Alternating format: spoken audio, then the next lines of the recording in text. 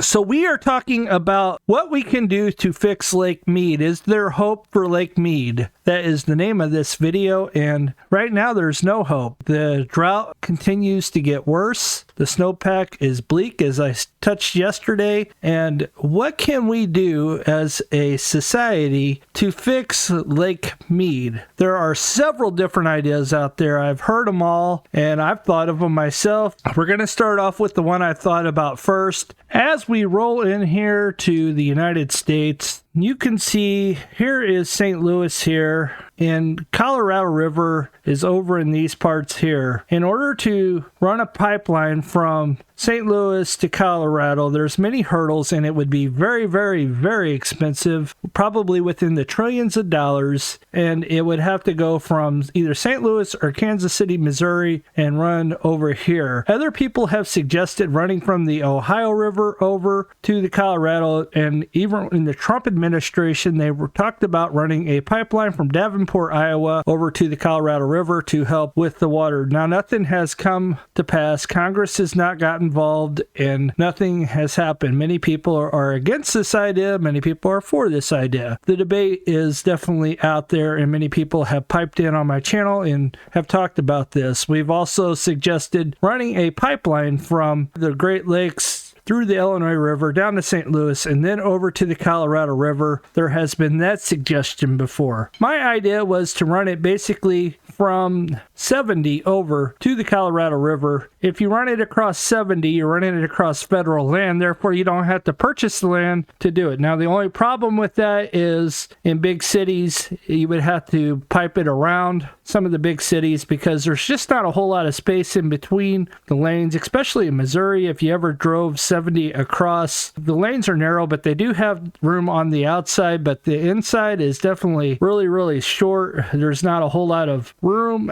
That's one way you could get around it, but like you get to Kansas City, you'd have to go around like the 470 and back up to avoid Kansas City in general. It would be cheaper than trying to purchase land across the way, but you would still have to get with the states to do that. You'd have to get with the state of Missouri. You'd have to get with the state of Kansas, and then Colorado, obviously, and that would be hard. Now, my idea was to put reservoirs in along the way to make it so people have drinking water. And the theory here is to basically pump water during flooding seasons from St. Louis over to the Colorado River and start filling up Lake Mead, giving it extra water from it. Now, would it be treated? I would say it would need to be, because the Mississippi is really, really muddy and they don't need any more silt in that river than they already have.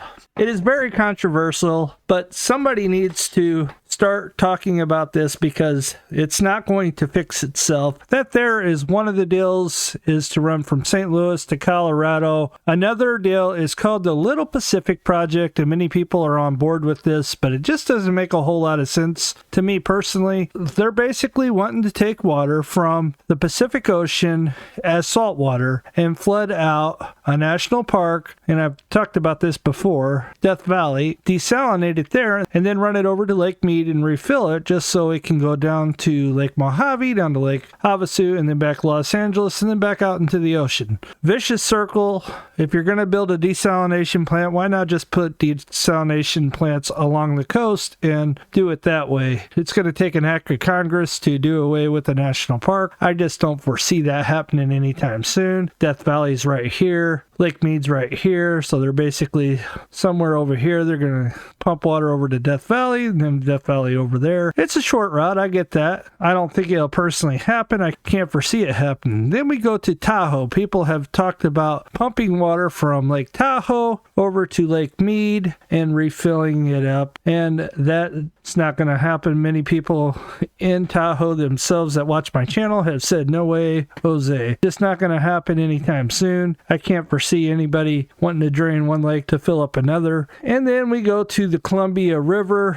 A lot of people have suggested that running water from the Columbia River here empties out in Astoria and then back down to Lake Mead. It's a long haul. It's not as long as from St. Louis to Colorado, in my opinion, but this part of the country country receives a lot of rain, so it does make sense. And I even heard people say in Canada to pump water from Canada down to the Colorado. I don't foresee Canada getting involved with U.S. affairs personally. And then I've heard people say from Alaska down to Lake Mead. Now, which one do you think is the best? I am just curious what y'all think. It's a very touchy topic. Many people have thrown ideas at me left and right, and even though they're great ideas, the biggest key factor here is money. It's going to cost a fortune to fix this problem, and until they fix it, that's a bad problem because the lake continues to fall. Now, what is the lake at today? You may be asking yourself, well, what is the lake at today? Let's go find out.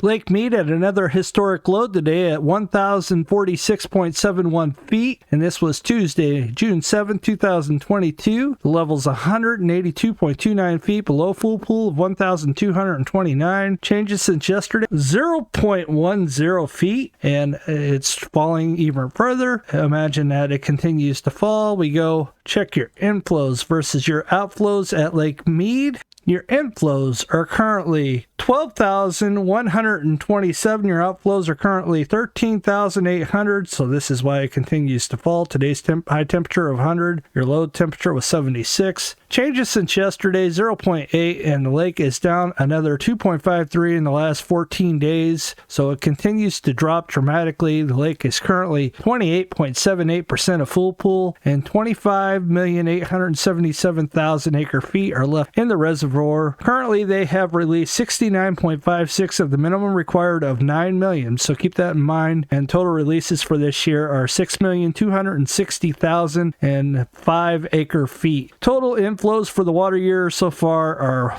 5,011,660 acre feet, and the lake is down 25.41 feet from 1 year ago. Just as predicted, it's a V shape like I stated the other night. Lake Mead is also down 21.29 feet from the high for the year, so it barely rose at all this year, so that's why it continues to fall. Not to mention they held a bunch of water back. On a positive note, on Sunday there was 0 changes to the reservoir, which is a rare occurrence because the inflows were about the same as your outflows. Thank you guys for stopping by, and please join the debate down below and tell us what you think your best idea for fixing the lake. Is there hope? Let me know. God bless.